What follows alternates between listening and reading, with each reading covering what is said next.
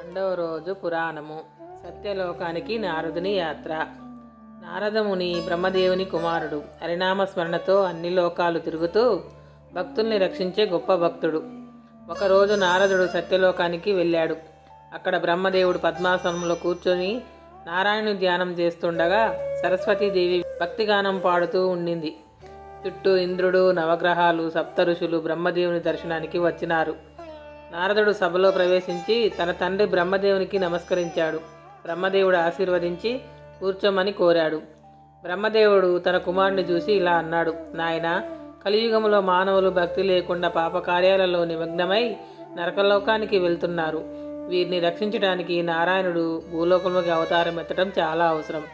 నీ ప్రార్థన వల్ల నారాయణుడు భూలోకంలో అవతారం ఎత్తేలా చేయాలి. మానవుల భక్తిని పునరుద్ధరించి లోకానికి మేలు కలిగించగలరు అని బ్రహ్మదేవుడు కోరాడు. నారదుడు ఈ పని చేయడానికి సంతోషంగా అంగీకరించాడు.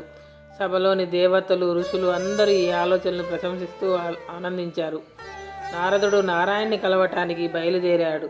ఈ కథ తెలుసుకోవటానికి మా ఛానల్ని సబ్స్క్రైబ్ చేయండి.